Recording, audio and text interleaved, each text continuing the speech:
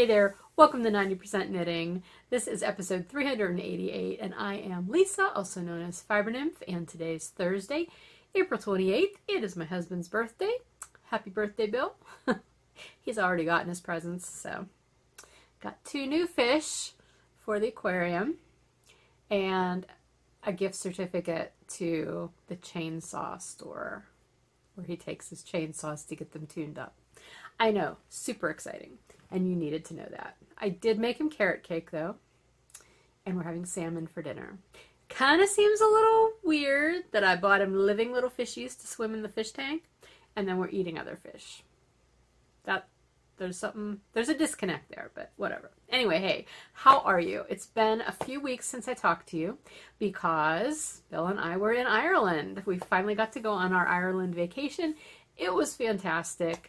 I'm still sort of floating on those vacation vibes and have been really trying to hang on to that feeling that you have whenever you go on vacation. Anyway, it was lovely. I'm sure I will be mentioning it here and there throughout the podcast, and at the very end of the podcast in 10%, I will talk about it a little bit more at length for anybody who's interested, and I will put a short slideshow of pictures from the trip at the very end as well. If you follow me on Instagram, my personal account, I did also post a lot of pictures there throughout the trip, so maybe you already saw them and you've seen enough and don't care, and that's fine too. Anyway, how are you? I hope things are well with you. Let's see what happened since the last time we talked. Easter happened, so if you celebrate Easter, I hope you had a really nice day. What else? Is it finally spring where you are? Because I'll tell you what, we left for vacation and the next day we were in Boston because we had a day that we stayed over in Boston. And my daughter texted me to let us know that it was indeed snowing here. Yay. We did not have snow in Ireland, thankfully. And I really hope it's over now. Here. It's very pretty out today. Sunny, blue sky, but it's cold. It's only 40, so, but no snow. So I'm hoping we're beyond that. I was down at the garden today and there's things sprouting, so that's super exciting. I have tea, just a random tea. I don't even know what it is. It's something my son bought me for Christmas from a local shop somewhere, but it's really tasty. And I'm wearing sheep. Look. This is the silliest thing. I bought this at the airport in the duty-free shop coming home. It's just a little polyester scarf with sheepies because sheep, Ireland. I don't know. It said polyester, but it's not like a nasty polyester. It's like a cotton. It feels cottony, maybe rayon-y. I don't know. Anyway, I just thought it was cute. So I bought it and I'm wearing it because the back of my neck's cold. But anyway. Okay, let's rein this in. Gotta get back on track.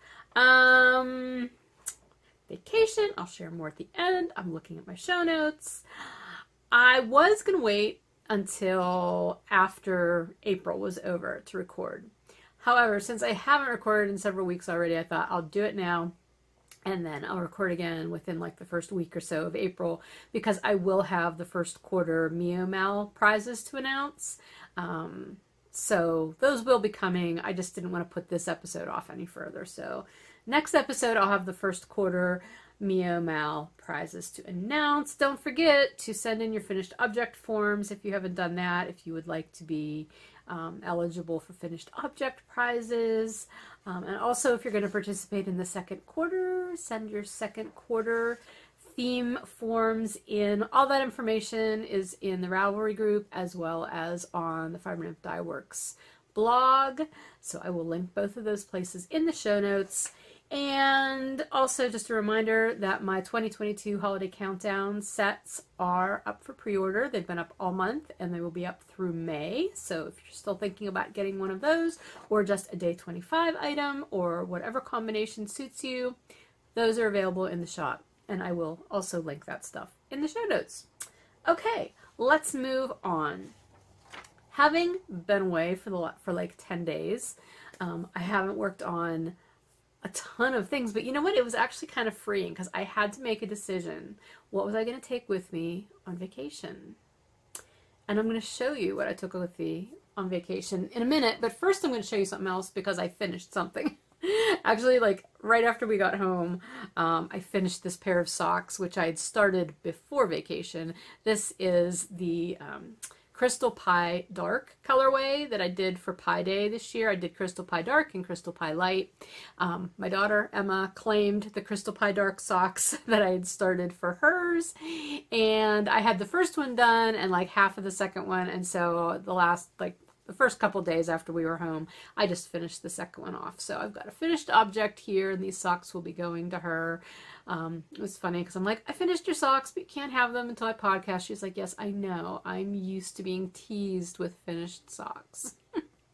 Finished knits. She is a podcaster's daughter, and she knows how it goes. Anyway, these were on my bounce base, and it's just my usual 2x1 ribbed cuff and top of the foot, slipped stitch heel, flap, and gusset, and that's it. I did no yarn management on these because this is a pie colorway and the stripes are irregular anyway, so it really did not matter how they came back together once I started doing the gusset. It just didn't matter. Didn't matter at all. So there we go. Finished socks. Feels good to get something finished. Okay, so now let's talk about what I did work on while we were away. The last time I recorded, I told you I kind of had no idea what I was going to take with me. And up until the very end, I pretty much had no idea what I was taking with me other than a pair of socks. I knew I would take socks because that's a no-brainer, default project. Although I knew what skein of yarn I wanted to take with me and I couldn't find it. I wanted to take one of my West Yorkshire Spinner skeins of yarn, the Peacock colorway, which I knew I had. I've had it for years.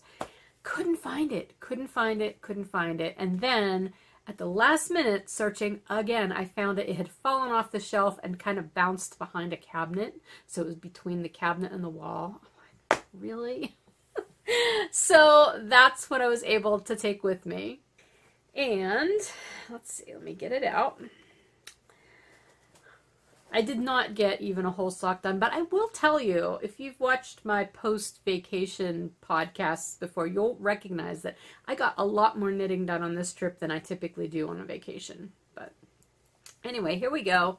I got the cuff done and the heel, flap, and gusset, and I've finished the gusset decreases, so now I'm just on the foot. And as I was knitting this, I started this, I think, well, I started it right before I left just so that I had some of it already on the go. Either that or I started it in Boston. I don't remember now. But anyway, I got it going, and I really liked the colors, and I thought they would be sort of Irelandish because of the green, and it is very green over there. And we were going to be on the west coast near the Atlantic, so there was the blue for the sky and the water, and I just thought this would be a really nice colorway to work on over there. And then once I got going on it, I really like the way the stripes look. I actually like the way the stripes look better in stockinette though. And I was doing this in, again, my 2x1 rib that I tend to do a lot these days. And Bill really likes the ribbed socks. And so I asked him, I'm like, do you like this colorway? Would you like these socks? And he said, yeah, I would wear those socks. So I just decided to make the cuff long enough for him because he likes a really long cuff. I'm sorry, I should be holding this over here so it's not like creating a shadow on my face. So these will be Bill's vacation socks once I finish them. So not a whole lot to tell you about them. It is a really fun colorway though. And here's what it looks like in the ball. So you can see why I was upset that I couldn't find it, right? It's such a pretty colorway. So that, again, that's the Peacock colorway, West Yorkshire Spinners. Now the only thing I was finding with this as I was knitting it, because I've knit a lot of socks out of this West Yorkshire Spinners 4-ply, I was finding it really splitty this time, and it was snagging on the needles. I'm like, what is going on with this? Like, this is not typical.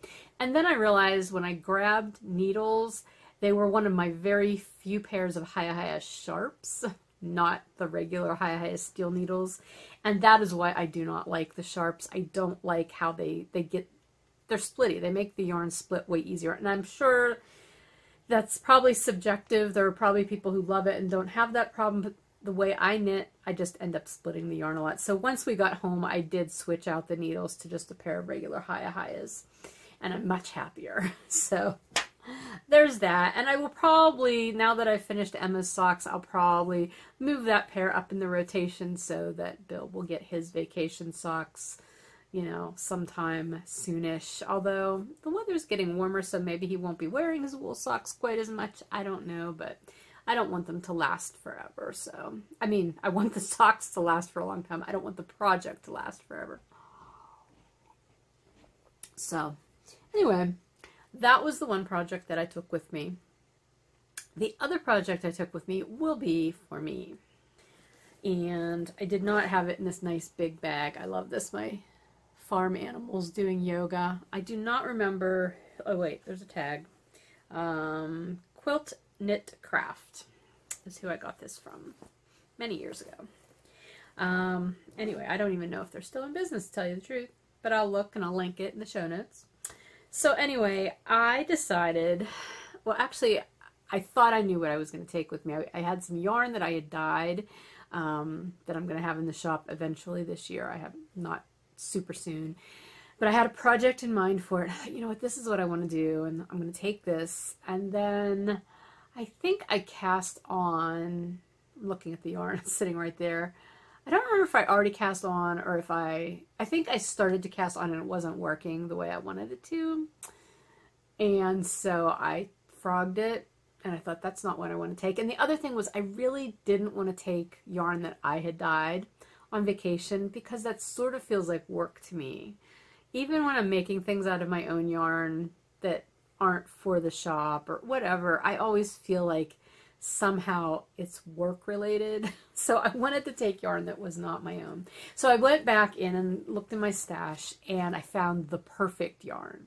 I had 3 skeins of yarn that's fuzzy here right now, of this, which is over here out of the shadows. 3 Irish Girls, and honestly, I've had this literally for at least probably a decade. Because I don't even know if their labels are still the same anymore. But this is some Cowl Sport Merino in the mulled wine colorway. I was in one of their yarn clubs, again, like a decade or probably more ago at this point. And this was back when Sharon, the original owner of 3 Irish Girls, still owned it. And when you were a member of their club, you could purchase, you could like special order colorways from past clubs. And that's how I got this. I had ordered this. Now this is a sport weight. I have 3 skeins of it. I'm pretty sure I had at least 4 or 5 skeins of it, but I had started projects with it a couple of different times, was never able to get, it never worked. Like the project didn't work out or whatever. So I think at some point I must have just thrown the other 2 balls of yarn like in a de-stash bag or a giveaway bag or something like that, because I don't have them. And I know when I bought this yarn, I bought enough that it would be like a sweater quantity. So I only have the 3 skeins, which is 990 yards. So it's definitely not enough for a sweater. But I thought, you know what, this would make a good, like a nice big wrap or something. So I then went to patterns, and I found a pattern called Terra something. Let me look at my notes. Terra Maris by Alina Apasova. I will put a picture of what it looks like here because I did not print the pattern out. I was just using it on my phone. Matter of fact, I may have not even decided on the pattern until we were in Boston. I honestly don't remember. It was a really last minute choice. But anyway, as you can see from this picture, it was originally designed to be used with multiple colors of yarn, which was very pretty. And it was also designed for fingering weight yarn. I'm doing it in sport. But I thought it would look really pretty in just a single color. This is a tonal. I would say it's more of a tonal than a variegated. It does have some like really obvious gold bits in it, but it's still pretty tonal. I would call it tonal. Anyway, I just thought, you know, since the pattern uses a lot of different stitch motifs, that using a single color could really make it look nice. And so that's what I'm doing. Now I need to pull it out of here without pulling it off the needles. Here we go.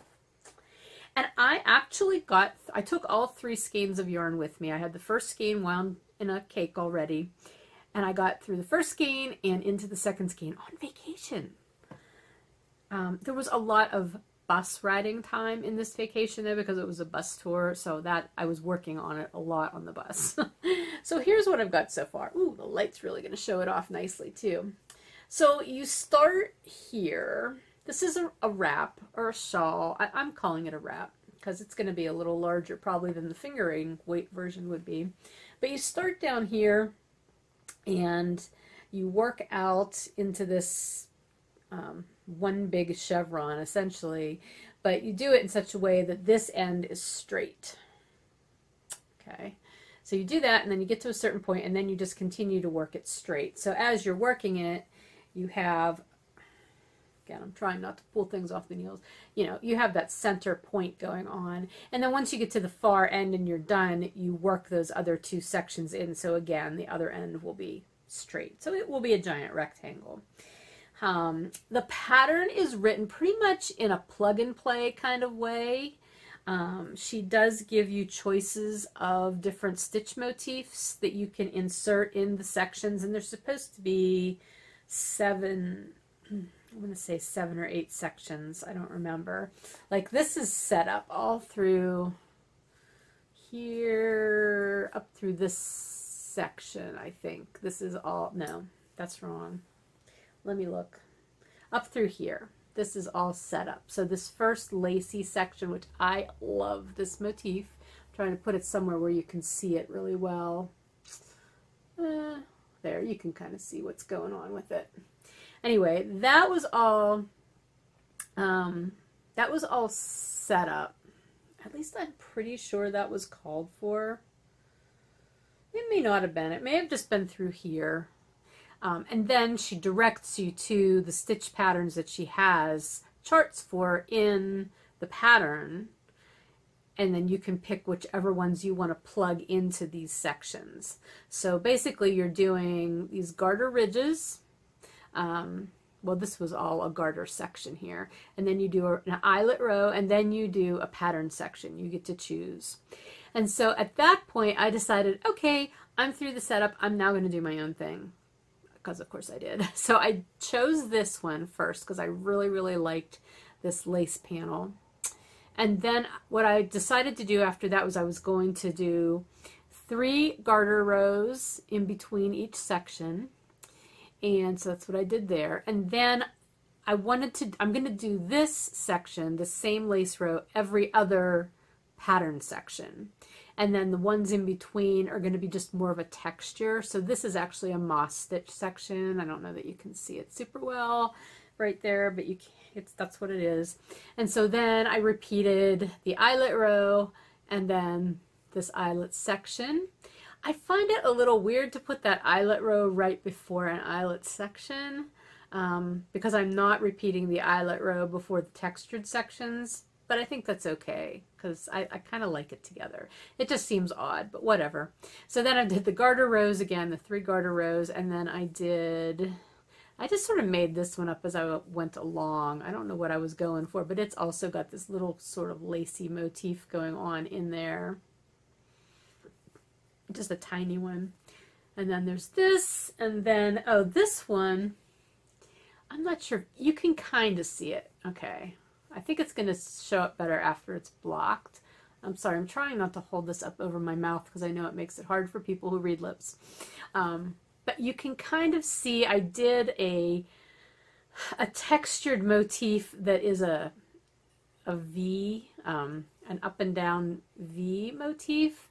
And the reason I did that was because we were along the Wild Atlantic Way in Ireland, and the places where they have their signs, their official Wild Atlantic Way signs, have that V, that up and down V motif on the top of the signs. I will try to put a picture of one of the signs in here if I can find one.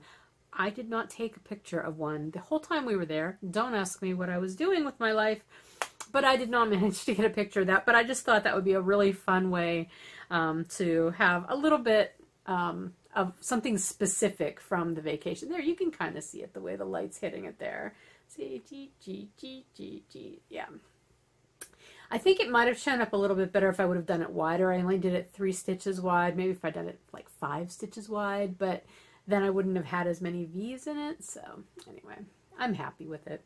So now I am on another lace motif section. So how many sections is that? That's like a lot of sections already, isn't it? I think it's supposed to be, I really do think it's supposed to be like 7 or 8 sections. I'm going to be doing a lot more because I want to use all my yarn. So that's what, 1, 2, 3, 4, 5, 6. Yeah, I'm on the 7th section. Definitely, it's going to be at least twice that big. Anyway, I am enjoying it. I really love the color of this yarn. It's super pretty. And I'm having a lot of fun. And again, that lace motif that I'm doing every other section, I love it. I just love how it looks. And so far, I have not screwed it up. Knock on wood. Now that I said that. So anyway, I would like to get that finished because I just really want to have it. And it's a nice memory that I worked on it while we were away. And yeah, so that's what I worked on while we were away. And of course, the tie-in with 3 Irish Girls yarn, that's, you know, a no-brainer as well. Like Ireland and Irish Girls. Like I even needed to point that out to you. Okay, let me take a sip of tea. That is everything that I've worked on since we last spoke. Actually, that's not true. I probably worked a little bit on that stripes pullover after I recorded last time. That was definitely not something I was going to take with me, and I haven't touched it since I came home yet. However, it is sort of high on my list of works in progress that I would like to get back to and finish because I think it's still chilly enough that I could get some wear out of it this spring. So that would be kind of nice. So that brings me to up and coming.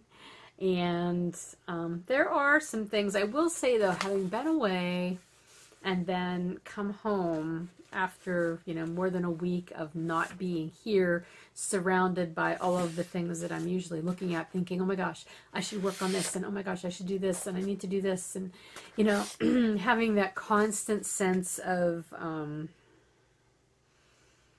don't know, my self-imposed mandate to constantly be working on a lot of different projects.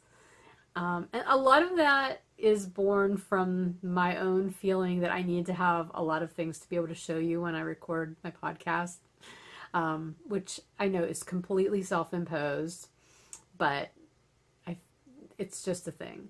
So I need to kind of get a little bit away from that because it was so nice being away and having a limited number of things that I could work on because I had only taken a couple with me. So since I've been home, I've been trying to just relax and not feel like I have to be working on something constantly. And I can do other things too. Obviously, while we were away, I was, you know, traveling and looking at things and sightseeing and attending musical events and stuff. That was all part of it, and that was great. Now that I'm home, I'm trying to just remember that, like, life does not have to be frenetically active constantly. Like, I can still relax a little bit and hang on to that sense of, you know, it's okay. Like, nobody is making you do all this stuff. You're doing it to yourself. I hope that makes sense. But anyway, that being said, I am kind of looking ahead to, like, the rest of spring and through summer and just kind of thinking about what I want to be focusing on because, number one, it's beautiful out right now. It's starting to get nice, and I took some stuff down to the compost bin earlier today, and while I was down there, it's down near the garden, and so I was wandering through the garden, which is basically grown up with a lot of like chickweed and, you know, other weeds are starting to pop up in it right now, but a lot of our herbs from last year are coming back. And so I was going through that to see like what's coming back. I already knew a couple of them before we went away were coming. But all that to say is I'm getting really excited to be able to do more gardening this year and to really focus on herbs this year. I mentioned a few podcasts ago that I'm doing an herbalism course right now. It's a 7-month long course. Excuse me. And, you know, a big part of why I wanted to do that was to be able to focus on specific herbs that I can plant and use both food-wise and medicinally. So I really want to make sure I'm applying enough time and investing enough time into the garden to make that worthwhile. So I'm looking forward to that. And I just, you know, I have projects, fiber-related projects I want to do, but I also have so many other crafts I want to do. And that was another thing, like while we were away, just seeing different craft items. We actually went to a craft fair that we happened upon one day, which was really kind of cool, and I'll talk about that a little bit more later. But, you know, just seeing different things and just even what we were seeing that wasn't craft-oriented, but seeing, you know, just the sights and the landscape and colors and, you know, patterns in stone and in the mountains and just everything in the sea, like the seascapes and everything. It was just bringing up so many ideas for me. It's like different ways that I could work with those ideas apart from yarn. I mean, I'm always inspired by those kind of things for colorways that I dye, and that will be, you know, coming to the shop in coming months too as I work through that and think about it. But just other projects, you know, other crafts. I have so many materials to do certain crafts, and I would really like to actually make the time to do them. I have the materials, I just never take the time. So, you know, that's something that I really want to explore over these next several months. It just feels like a good time to do that. So, you know, there will be knitting, but there will also be other crafts, and there will be gardening, and it's so nice out. And this year I am going to get outside more. I'm going to kayak. I'm going to ride my bike, because I didn't do either of those things very much at all last summer, which is frustrating because I love doing those things. So yeah, that's all stuff that's on my mind, having come home from vacation and realized that I can survive if I'm not working 24/7, which I don't work 24/7, but you know what I mean. Like, I work from home, and when you work from home, like, you're always at work. And so it was really good to get that distance, and now, like, I know I can't be completely on vacation all the time, but, you know, just to have a certain balance. I hope that makes sense. Anyway, let's get back to the knitting part, because I do have some projects that I will want to work on. And kind of my knitting projects that are at the top of my list of things I want to do are things that are already in progress. I want to finish up, like those sweaters that I just mentioned, the stripes pullover, the granny stripe cardigan that I started how many years ago now? A couple years ago. I would like to finish those. That vamping shawl, I definitely would like to get back to that. So once I finish this one that I started on vacation, I think I'll get back to that. What else? I have some things written down here. Oh, I realized while I was away, I took a lot of knitwear with me to wear, and I did wear it a lot, and I will talk about that a little bit later too. But I realized I could really use some lighter weight garments, which is another reason I want to finish both of those sweaters, because they are both lighter weight. I could really use some lighter weight knitwear. The one sweater that I wore a whole lot while I was away is a lighter weight. It's my Nantucket Red by Thea Coleman that I knit out of Elsbeth of Old Silky Wool many years ago. But I wore that sweater a ton on vacation, and it was just so nice because it wasn't heavy, and it's also a more fitted sweater than a lot of my sweaters. That's another thing. I really, really need to start knitting my sweaters to fit my body instead of the body that my brain thinks I have, which my brain thinks I'm still at least a size or more larger than I really am. I don't know how you get beyond that type of body dysmorphia, but having been a much larger person physically for so many years of my adult life, even though it's been a lot of years since I lost that weight, I still have a really hard time making clothes to fit the body that I actually have now without looking like I'm swimming in somebody else's clothes sometimes. So that's something I need to work on. And I realized that from being on vacation and seeing myself in pictures wearing those sweaters, that like they're all just a little bit too big.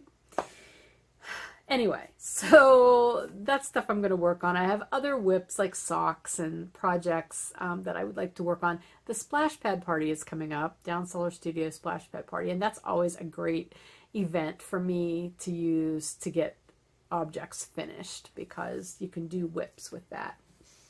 So that is, those are some things that I want to get going on. I also would like to cast on, speaking of lighter weight things, once I finish at least one of these sweaters, if not both of them, I might make myself finish both of those before I start another one. I know I talked about that slip over. That is still on my brain. I talked about that the last time, the Highland slip over. That's still on my mind, but it's not quite as high up just because I think it will be warmer than I'll probably need at this point in the year. But I want to make this Chevron Raglan cardigan, which this is not a great picture of it because it's in black and white, but I didn't have any color ink in my printer when I was printing it out. This is by Jeri Riggs, and this was a sweater that I found after do you remember several episodes ago I inserted a picture of a woman from a TikTok video, and she was wearing this really very kind of boho, kind of long chevron-y cardigan. Do you remember that? And I love that sweater. I'm like, oh my gosh, I need a sweater like that. I need a long duster kind of cardigan. And I have the yarn that I know I want to use for it. I just needed to find a pattern, and this was the one that I came up that was closest to that. And so I'll probably do some modifications to this, because of course I will. But anyway, I ended up getting this pattern because I'm also participating in the Year of the Stash make-along that Carol from A Stitch in Time podcast is hosting all this year. And right before I went away, I found out I had won a prize from, I think maybe it was January or February. I don't remember which month it was. Maybe it was February at that point.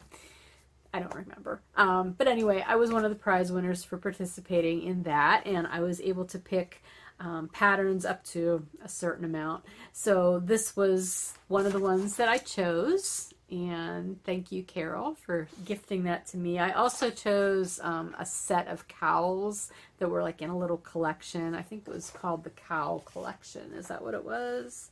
The Cowl collection by Hopkins.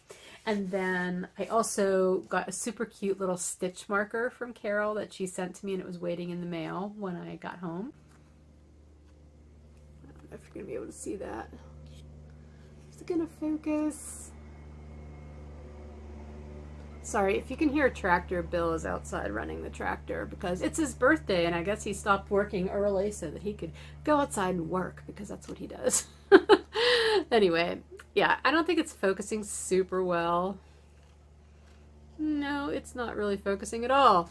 It's got little flowers around it, and it says, "Hello, Spring." It's really cute.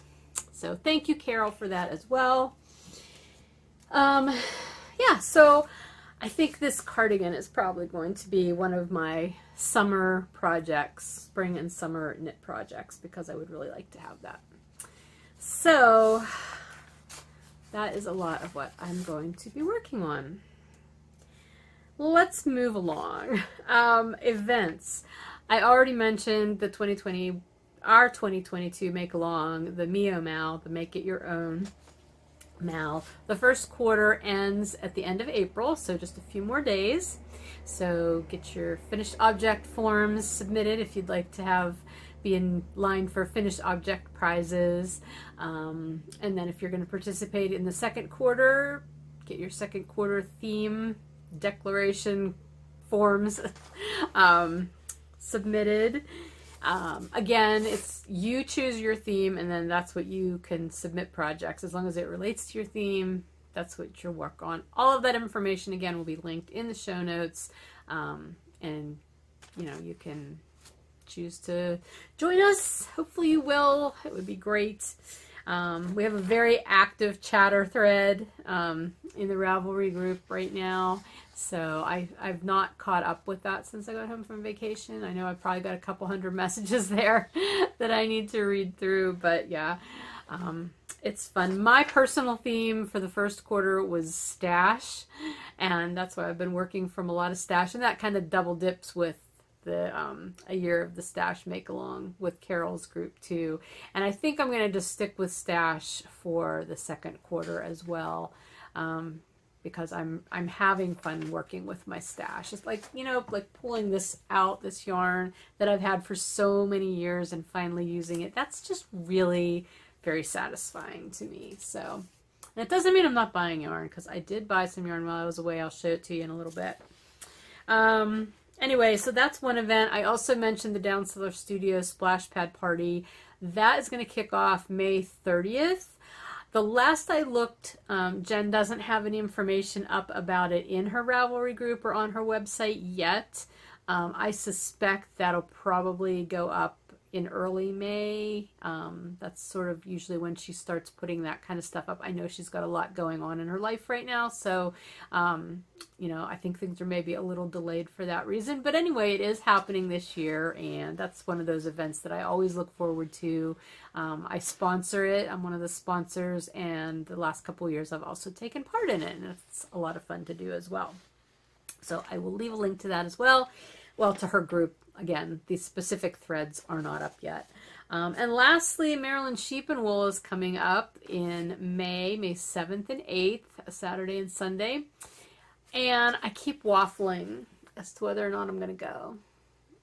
Part of me really, really wants to go. I have not been to that kind of a fiber event in quite some time. Obviously, a lot of us haven't been. But I don't know. I don't know. I was just away, and so like the introvert in me is like, yes, let's just stay home now for a while. And originally I was supposed to not even be home that weekend because Bill had offered to sign me up for an off-road motorcycling course. And I was like, okay.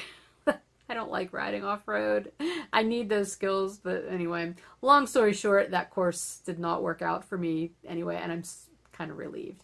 So I won't be going to that, so I can go to Maryland, and I would say at this point I'm feeling like 50-50 that I might go. And if I do, I'm just going to go down for Saturday. That's the nice thing about Maryland. It's an easy one-day trip for me. It's a long day, but I can do it in a day, down and back. So it's probably largely going to depend on how my week prior to Maryland went, how I'm feeling, and also what the weather's going to be. Because if it's just going to be like a washout and be cold and rainy, definitely not going. I could decide to just go on Sunday, but Sunday's Mother's Day, and not that I expect a lot's going to be happening for me on Mother's Day. I don't know. We'll see. I'm just totally playing it by ear. So I might be in Maryland. I might not. I don't know. If I am there and you see me, please say hi. Yeah, that's the best I can do right now. Anyway, let's move along. Shop news. Not a whole lot to tell you because right now I do not have my next shop update scheduled. I am guessing it probably will actually be Maryland Sheep and Wool weekend, sometime that weekend. I usually try not to overlap the big show weekends with shop updates, but I also know that not everybody in the world goes to Maryland Sheep and Wool, so there's that. But yeah, I think that may be the weekend that it happens. But again, if you're on social media, following me on Instagram, Fiber Nymph Dye Works, or or even better, if you're on the newsletter mailing list, which you can sign up for at the Fiber Nymph Dye Works website, there's a link. That's the best way to know. I'll try to put a little post up on the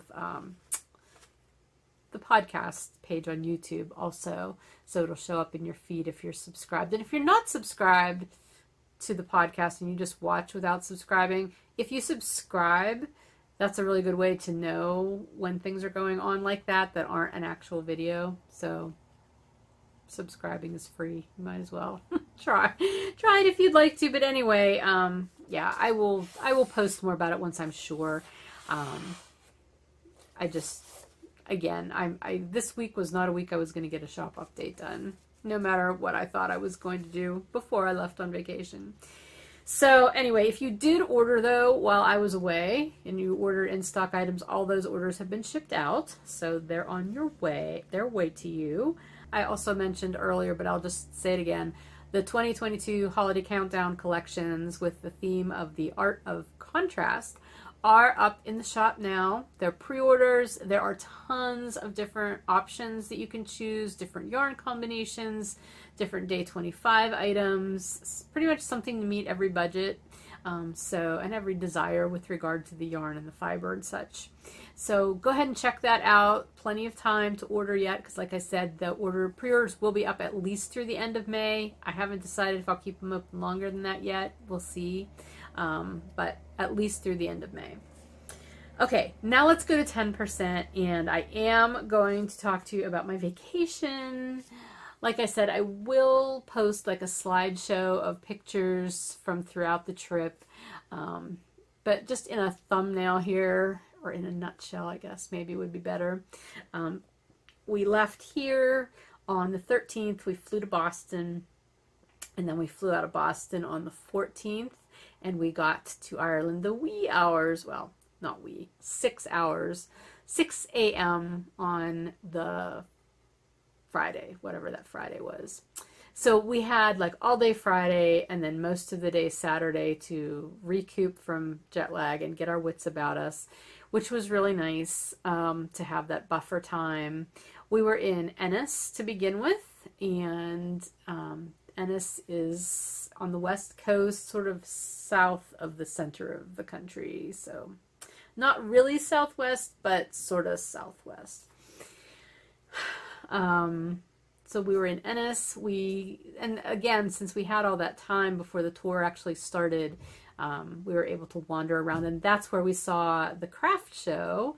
And one of the vendors, it was a very small little craft show. It was like 10 vendors, and there were a lot of cool things, which I did get a few other things too. I actually have a necklace that Bill bought me, but I didn't wear it.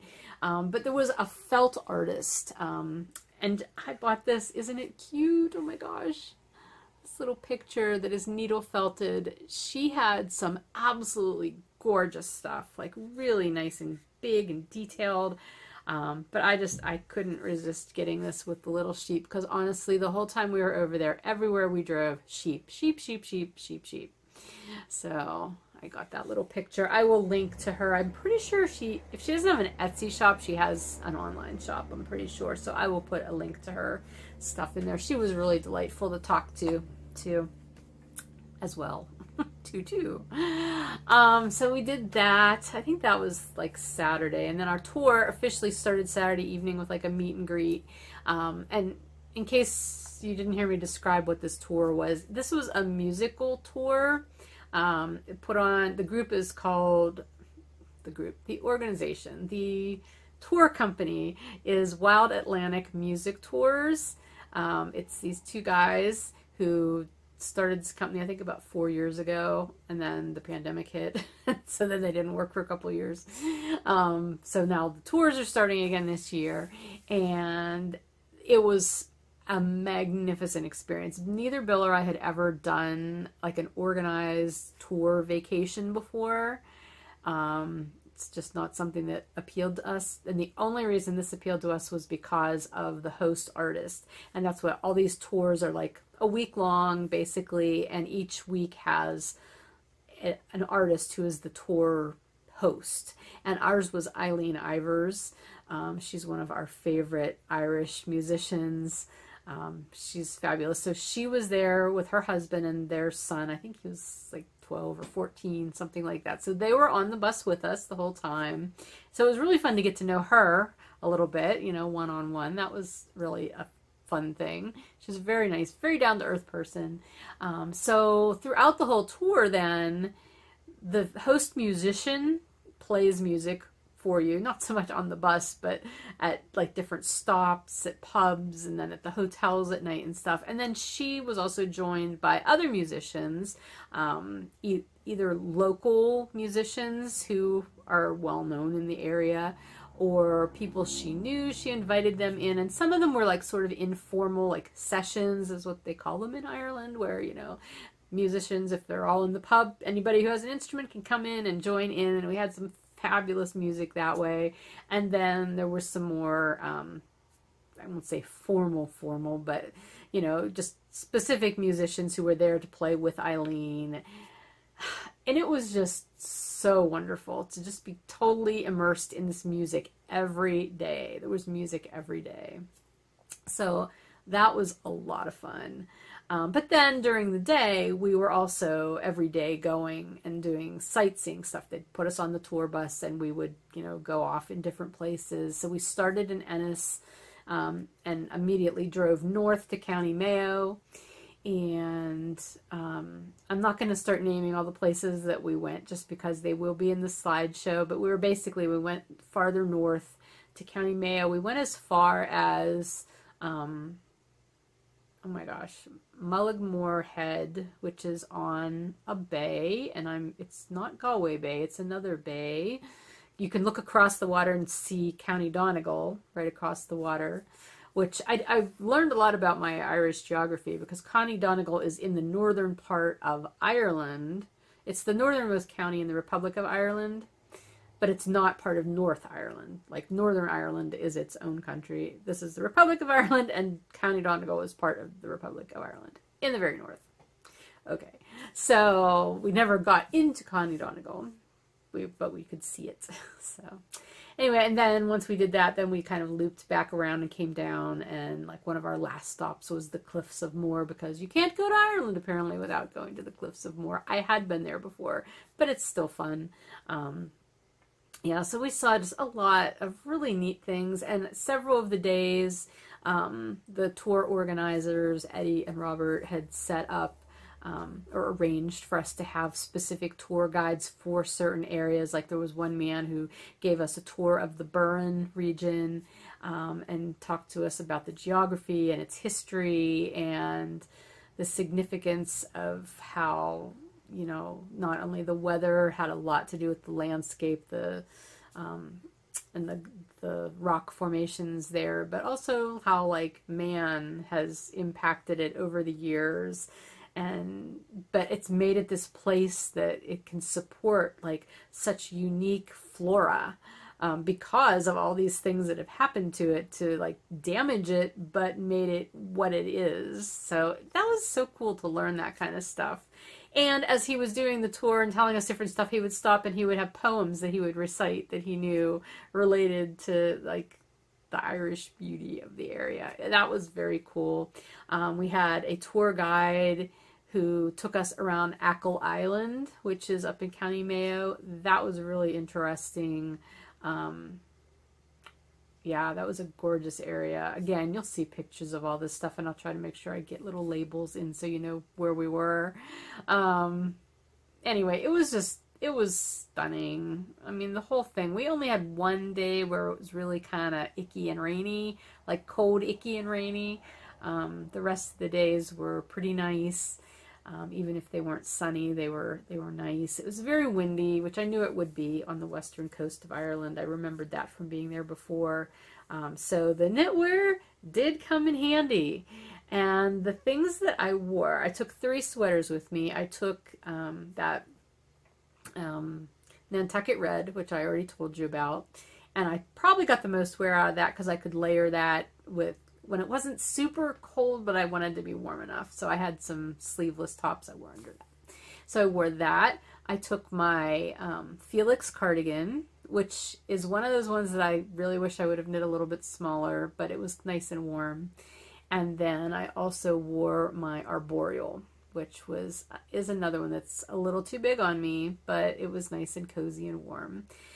I took my I call it my camping shawl. It's the Age of Brass and Steam is the pattern. I knit it years ago, but it's the one I always take on our camping trips because I just love it so much. And it's a very forgiving yarn. I don't even remember what the yarn is that I made it out of so many years ago, but I took that and I wore that a lot and had that all wrapped up around my neck and kept my back warm. So I had that on a lot.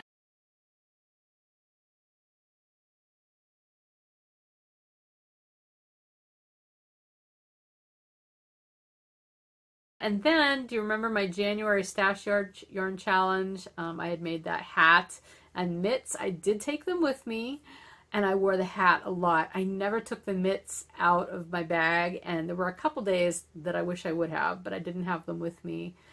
So that got a lot of use, and then I had a lot of my hand knit wool socks with me that I wore pretty much every day, so my feet were nice and cozy. So yeah, I got a lot of wear out of my knitwear in Ireland, and that actually made me, that was one of the reasons why I decided I need to knit myself more items that are lighter weight that'll get me through these transition seasons so that I can wear things like that at home as well, instead of just knitting all these big heavy sweaters that are, you know, just warm, and I don't get a lot of wear out of them when I'm at home because they're too warm to wear here at home. So anyway, that was the trip. I was going to show you the yarn I bought.